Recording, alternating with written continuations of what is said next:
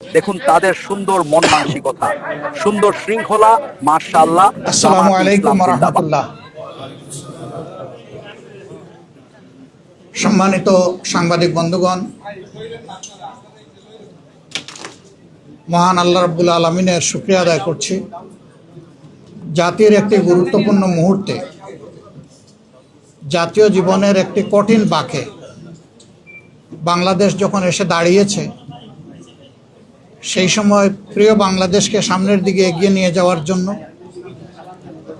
একটি শোষণ বৈষম্যহীন, দুর্নীতিমুক্ত, মানবিক বাংলাদেশ গড়ার জন্য ন্যায় এবং ইনসাফের ভিত্তির উপর সমাজকে দাঁড় করানোর জন্য অঙ্গীকার নিয়ে, আপনারা জানেন এতদিন ধরে 8টি দল একসাথে আমরা কাজ করে আসছিলাম। এই দলগুলোর সকলেই এখানে উপস্থিত আছেন প্রতিনিধিরা।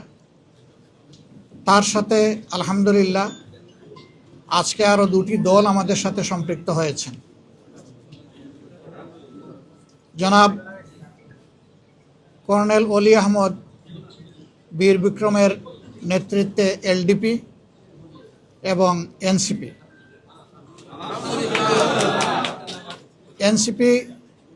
একটু আগে আমাদের সাথে তাদের বৈঠকটা সমাপ্ত হয়েছে। তারা এই বৈঠকে আসার সময় এবং সুযোগটা পাননি। তাছাড়াও দলীয় পরিসরে তারা একটা মিটিং করে আজকে রাত্রেই আমাদেরকে তারা জানিয়েছেন যে তাদের এখানে সম্পৃক্ততার ব্যাপারটা তারা আপনাদেরকে পরিষ্কার জানিয়ে দিবেন ইনশাআল্লাহ। তাদের আহ্বায়ক নাহিদ ইসলাম সরাসরি কথা বলেছেন আমাদের সকলের সাথে, আমরা উপস্থিত ছিলাম এবং তিনি তাদের সিদ্ধান্ত আমাদেরকে অবহিত করেছেন। তারা আরেকটি প্রেস কনফারেন্স করে তাদের সিদ্ধান্ত আপনাদেরকে ইনশাআল্লাহ জানিয়ে দেবেন। আমরা কিসের ভিত্তিতে একত্রিত হয়েছি, আমাদের লক্ষ্যের কথা আমরা বলেছি। এটা আমাদের একটি মজবুত নির্বাচনী সমঝোতা। সারা বাংলাদেশের 300 আসনে আমরা বসে নিজেদের মধ্যে আলাপ আলোচনার মধ্য দিয়ে বিভিন্ন আসন আমাদের মধ্যে আমরা নির্ধারণ করেছি। যেহেতু 2টা দল একেবারে শেষ পর্যায়ে এসে আমাদের সাথে তারা মিলিত হয়েছেন, আরও অনেকগুলা দল তারা আগ্রহী ছিলেন, বাট এই প্রক্রিয়া এই মুহূর্তে এখানে সম্পৃক্ত করা আমাদের জন্য খুবই দুরূহ হয়ে গেছে।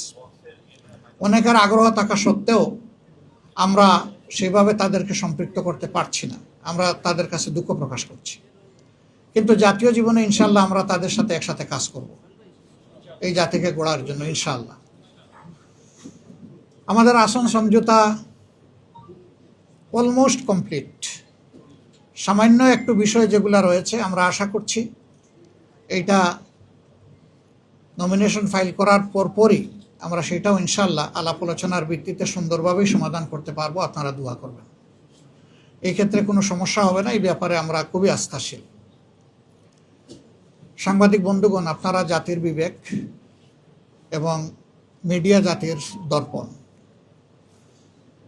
আমরা কোন পর্যায়ে চলে গিয়েছিলাম আমরা সবাই জানি। আল্লাহ তাআলার বিশেষ মেহেরবানি 24-এর গণবিপ্লবের মধ্য দিয়ে, গণ আন্দোলন, গণ অভ্যুত্থান, যেভাবে বলুন, তার মধ্য দিয়ে কার্যত এই জাতি স্বস্তির নিঃশ্বাস ফেলেছে এবং নতুন করে একটা আজাদির আশা অন্তরে পোষণ করছে।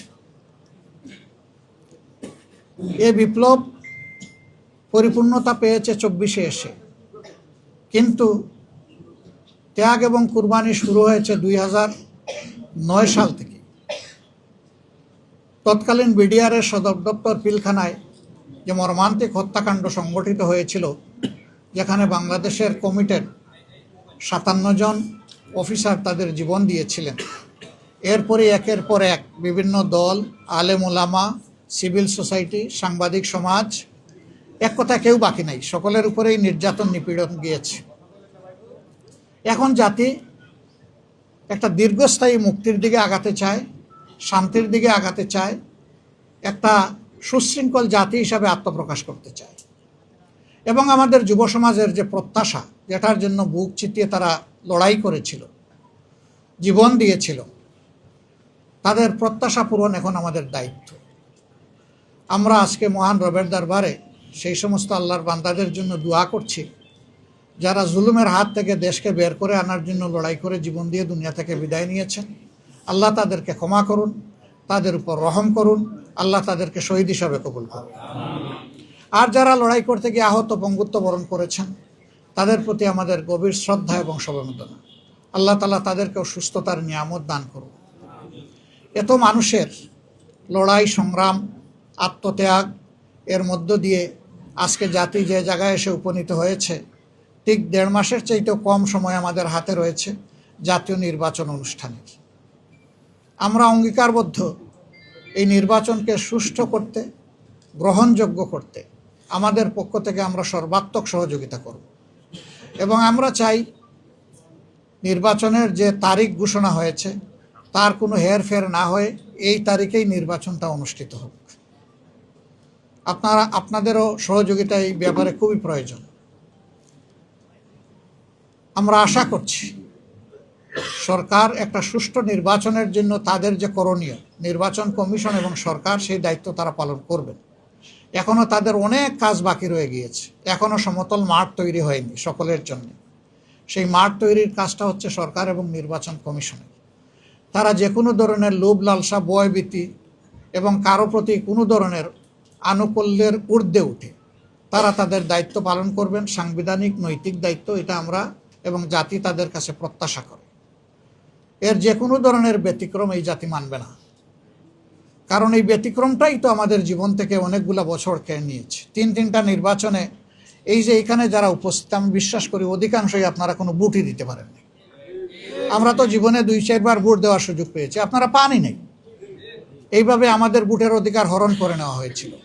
আগামীতে আমরা ওই ধরনের কোনো প্রক্রিয়া কেউ করতে গেলে কোনো অবস্থায় আমরা এটা বরদাস্ত করব না।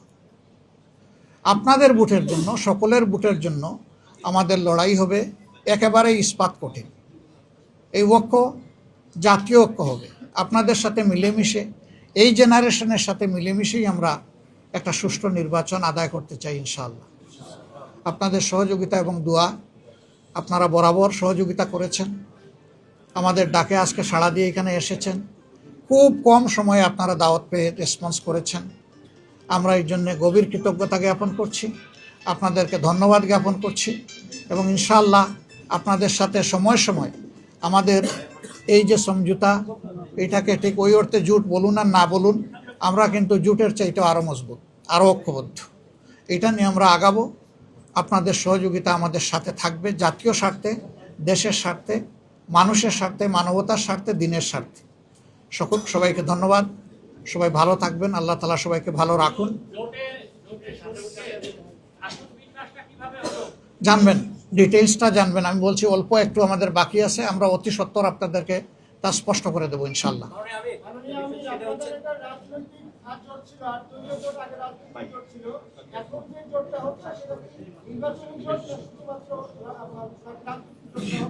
এটা দেশ গঠনের জোট, এটা নির্বাচনের জোট, এটা রাজনৈতিক জোট, এটা সকল ধরনের, মানে ওই জোট বলেন আর সমঝোতা বলেন, যাই বলেন, এটা সবগুলা পারপাস কভার করার জন্য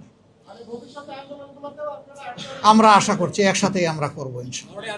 দলীয় কর্মসূচি যার যার অনেকগুলা থাকবে, তারপরে ন্যাশনাল ইস্যুতে যেখানেই প্রয়োজন আমরা একসাথে করবো ইনশাআল্লাহ।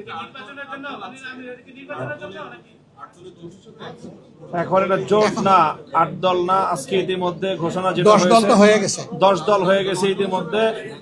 10 দলীয় নির্বাচনী সমঝোতা। সেটা হচ্ছে আপনারা বলছিলেন যে শেষ মুহূর্তে 2টা দলকে আপনারা যোগ করেছেন, আরো অনেক দলে যোগ করেছিল। যাদের সাথে আপনারা কাজ করতে পারবেন না, তারা আপনাদের সাথে যদি কাজ করতে চায় কোন প্রক্রিয়ায় কাজ করতে পারবে? এক, এই আসন সমঝোতা, যেগুলো অনেকে অনেক কথা বলতেছে, আপনাদের মধ্যে অনেক বিভেদ ছিল, অনেক ঝামেলা ছিল, ফাইনালি আমরা আপনাদেরকে এক আসনে দেখলাম। আপনারা আসলে জোটগুলোর মধ্যে কতগুলো আসন বন্টন করতে পারেন?